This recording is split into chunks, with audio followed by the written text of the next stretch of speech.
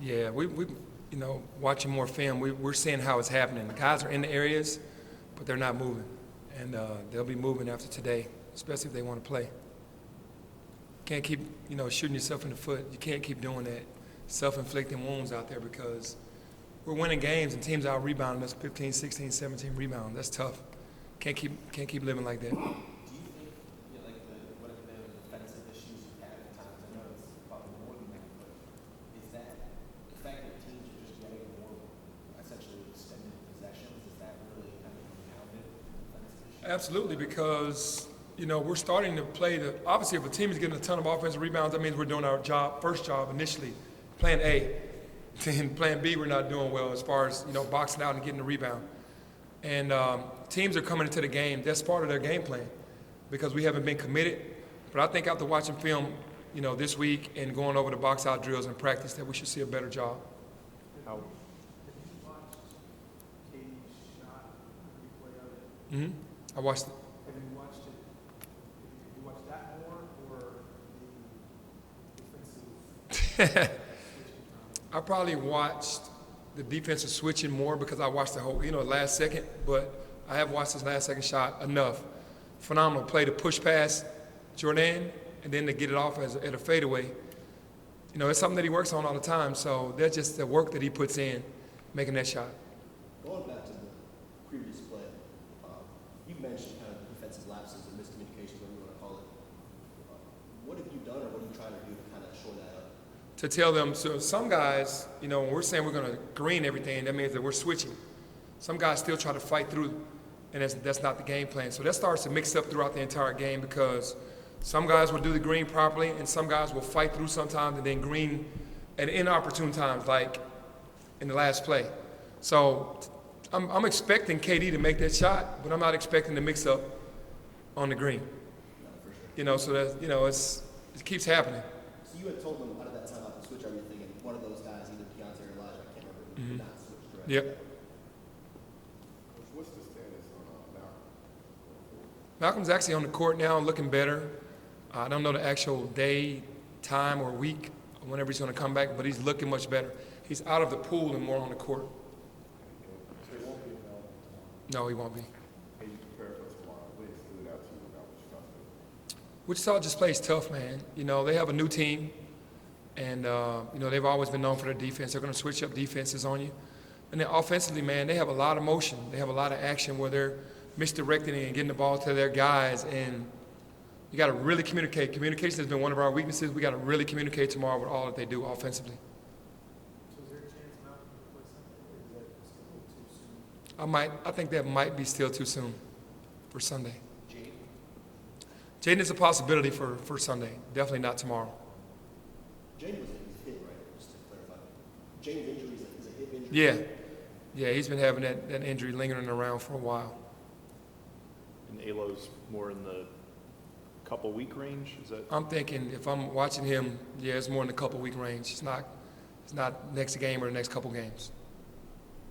Where's this team's psyche right now, coming off a game that you could have lost, probably didn't play as well as you wanted to for long stretches, but you're pulling out.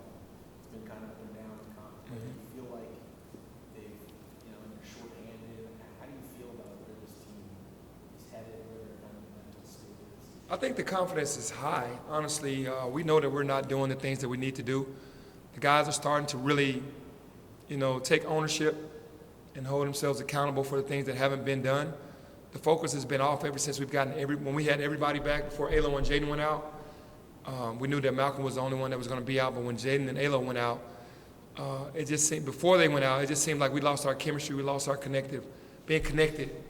And now the mentality is, we have 9 guys, including Ian, and 8 guys have been playing, and they know that they have to do the job if we're going to get past this. And, we could easily be 0-5 in conference because of the way we played, and we could easily be 5-0, if we just switch some things up. So to be 3-2 right now, we're blessed because we were down in all those games, and we're just finding a way to win.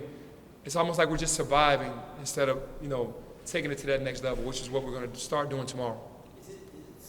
Last year you went, it was a little different, but you were getting some even bigger pieces, it felt like, back when Jalen, DeAndre were hurt. You were kind of having, it felt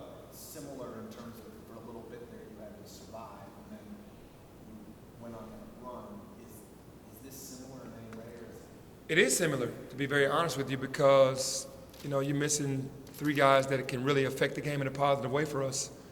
And it's next man up always, but it's kind of the same thing. You just got to stay in every game, go out there and stick to the game plan, and keep stacking up W's.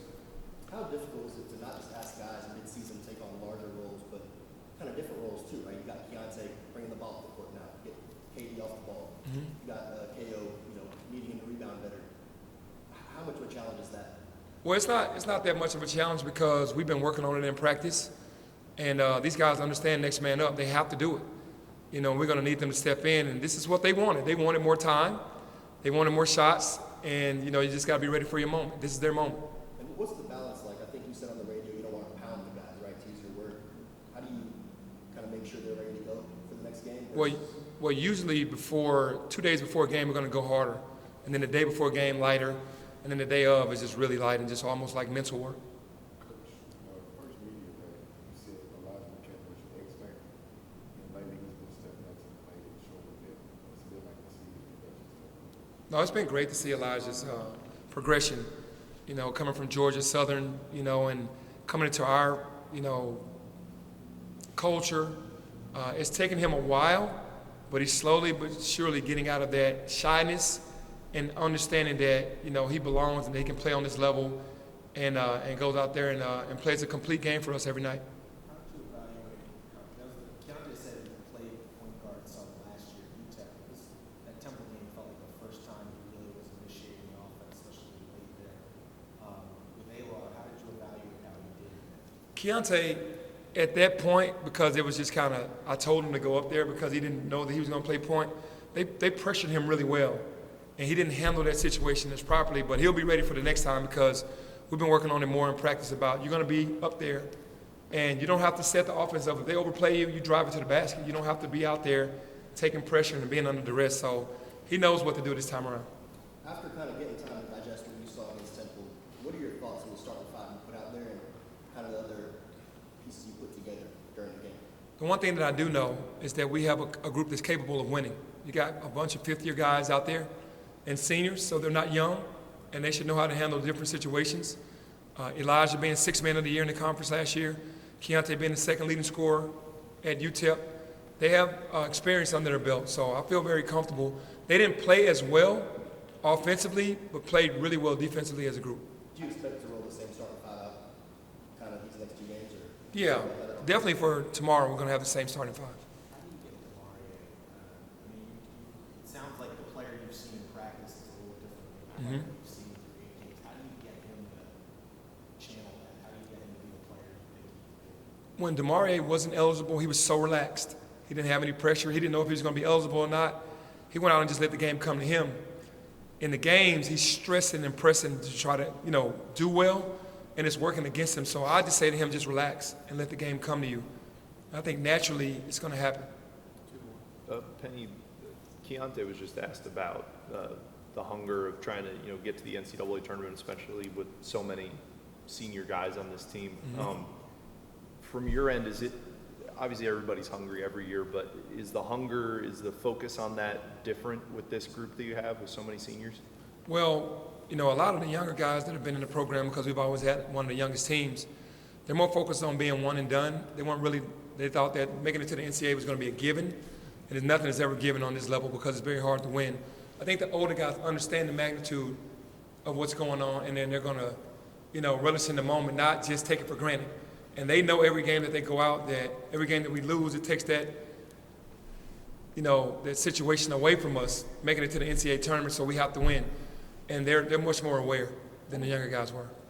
What was the process like of getting Joe Dorsey on this staff? How did that come together, and what's his impact been in this couple weeks that he's been on? There were some guys that wanted to help Joey get his degree because, he needs that. He wants to be a coach, and he asked me could he come in and help. And obviously, Joey has been a huge part of our history at the university, and I definitely welcome that because we needed more help at the big man spot to go along with myself and Andy.